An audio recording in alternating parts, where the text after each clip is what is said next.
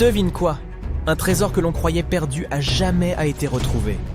En avril dernier, Deep Ocean Search, une équipe de chasseurs de trésors, a récupéré une cargaison d'anciennes roupies d'argent d'une valeur de 50 millions de livres. Elle se trouvait à bord d'un navire à vapeur britannique qui avait coulé dans les années 40 au cours de son périple entre l'Inde et l'Angleterre. L'épave a été retrouvée à une profondeur impressionnante de près de 5000 mètres, établissant un record mondial pour la récupération d'épave la plus profonde jamais mise en œuvre. À titre de comparaison, la célèbre épave du Titanic n'a été retrouvée qu'à 3800 mètres de profondeur. Mais ne t'y trompe pas, cet exploit n'a pas été aisé. L'équipe a dû faire face à de nombreux dysfonctionnements de SCS système en raison de la pression, de la température et des plongées répétées à une telle profondeur. As-tu entendu parler du fabuleux trésor retrouvé à bord du Black Swan? Il a été découvert par l'entreprise Odyssey Marine Exploration en 2007 au large de Gibraltar. Et on peut dire qu'ils ont touché le jackpot. L'équipe de sauvetage a retrouvé pour 17 tonnes de pièces, d'une valeur de 500 millions de dollars. Peux-tu imaginer une pareille somme d'argent? Il s'agirait du plus gros butin jamais trouvé de toute l'histoire de la chasse au trésor. Mais l'équipage n'a pas révélé l'endroit exact où il a retrouvé le butin, pas plus que le type de pièces qu'il contenait. Ils se sont contentés de rentrer en douce aux États-Unis avec leur magot. Un vieil homme de République dominicaine cherchait à revendre une pièce de monnaie qui s'est avérée être la plus ancienne jamais frappée dans le Nouveau Monde. Et ce n'est là que le début d'une histoire de naufrage parmi les plus folles.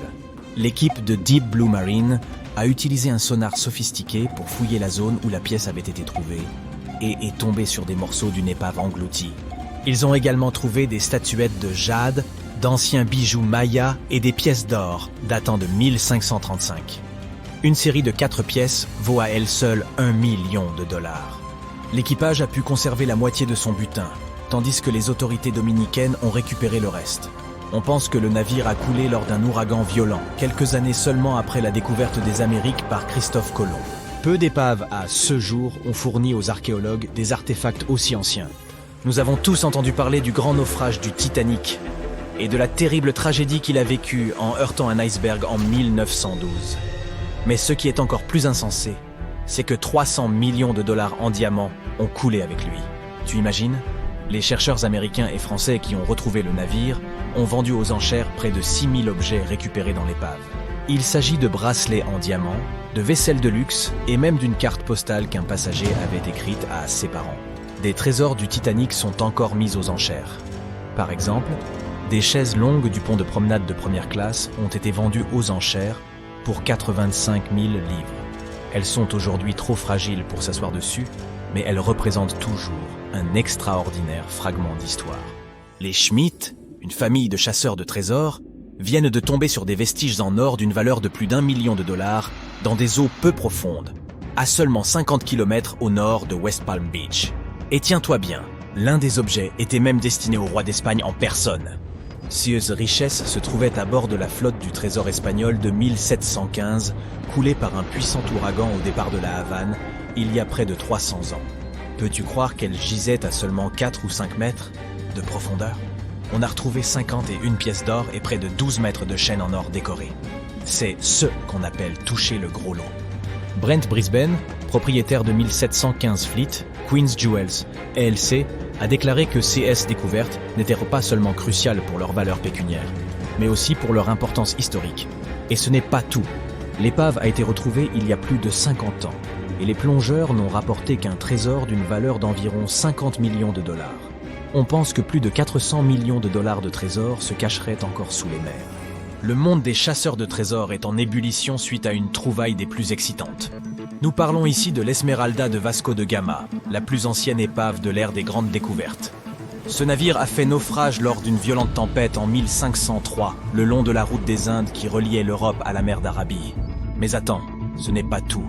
L'épave a été retrouvée en 1998, mais il aura fallu près de 20 ans pour la fouiller. Et devine quoi? On y a retrouvé des pièces de monnaie rares, une cloche de marine et d'autres objets intéressants qui ont confirmé l'identité du navire. Et les trésors continuent de s'amonceler. Il y a quelques années, en 2017, a été retrouvé à bord de l'épave un ancien outil de navigation appelé Astrolabe, Une bande de pêcheurs indonésiens a retrouvé un très vieux bateau datant du 9e siècle au large de l'île de Belitung en 1998. Cela prouve que le commerce entre la Chine et le Moyen-Orient existait déjà à l'époque grâce à la route maritime de la soie. L'épave a acquis une telle notoriété qu'elle est également connue sous le nom de Trésor Tang, car il s'agit de la plus grande collection d'objets chinois de la dynastie du même nom jamais trouvée en un seul endroit. Mais l'attribution de ces trésors inestimables fait l'objet d'une véritable dispute. C'est un conflit entre la récupération des trésors par des entreprises privées et la préservation archéologique des épaves. Qui l'emportera? Seul l'avenir nous le dira. Voici le Saint Graal des épaves. Il s'agit du galion espagnol San José, chargé d'argent, d'or et d'émeraudes qui valent aujourd'hui des milliards de dollars. Le sort a voulu qu'il coule après un affrontement avec la marine britannique en 1708, au large de Carthagène, en Colombie. Fascinant, n'est-ce pas? Mais voilà le truc. 300 ans plus tard, en 2015, des chasseurs de trésors chevronnés ont retrouvé l'épave au fond de l'océan. L'Institut océanographique de Woods Hole a employé un véhicule sous-marin de pointe afin d'identifier le navire grâce à ses canons au blason caractéristique. Et ils sont encore en train de récupérer le trésor proprement dit.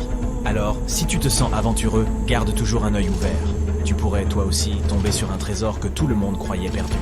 L'objet de toutes les convoitises, le butin englouti de Nuestra Señora de Atocha, a été découvert en juillet 1985 au large de Key West, en Floride. Mel Fisher, le légendaire chasseur de trésors, aura passé 16 ans à sa recherche. L'Atocha avait pour mission de rapporter des monceaux de richesses à la couronne espagnole depuis la Havane, mais elle a été prise dans un terrible ouragan en 1622. Pour célébrer le 30e anniversaire de sa découverte, une vente aux enchères d'anthologie a été organisée, au cours de laquelle les gens pouvaient acquérir des pièces du trésor de l'Atocha, comme de l'or et des émeraudes. Si tu veux en savoir plus sur cette épopée, rends-toi au Mel Fisher Maritime Museum de Key West. L'ensemble vaudrait environ 450 millions de dollars, ce qui est tout sauf négligeable. As-tu déjà rêvé de trouver un trésor enfoui et de devenir millionnaire du jour au lendemain? Eh bien, figure-toi que pour certains, ce n'est pas qu'un rêve. Voici Forrest Fenn, un homme qui a un jour caché un coffre abritant un trésor d'une valeur d'1 à 5 millions de dollars dans les montagnes rocheuses. Il aura fallu 10 ans pour que quelqu'un le trouve enfin. Fenn avait donné le coup d'envoi de sa chasse au trésor en 2010 et, au fil des années, des dizaines de milliers de personnes sont parties à sa recherche. Le coffre au trésor était rempli de 265 pièces de dollars en or, de monnaies anciennes et de pépites d'or. Mais il n'a pas été facile de le trouver. Fenn avait composé un poème de 24 vers contenant quelques indices, et il aura fallu de sacrées compétences en décodage pour découvrir où était vraiment caché le trésor. Enfin, en juin 2020, la nouvelle tant attendue est tombée. Quelqu'un avait trouvé le trésor. L'heureux gagnant était un certain Jack Stueff, ancien journaliste et étudiant en médecine. Le trésor était caché sous d'épais feuillages dans la forêt des montagnes rocheuses. Et il était si bien disséminé que l'on n'a même pas été capable d'en récupérer la totalité. Mais que cela ne te décourage pas de partir en quête d'un trésor enfoui. Qui sait, peut-être seras-tu le prochain heureux gagnant. Et si tu as besoin d'inspiration, rappelle-toi que le seul but de Forrest Fenn était de donner de l'espoir aux gens. Alors pourquoi ne pas tenter ta chance et voir ce que tu peux trouver? Qui sait, peut-être deviendras-tu toi aussi millionnaire.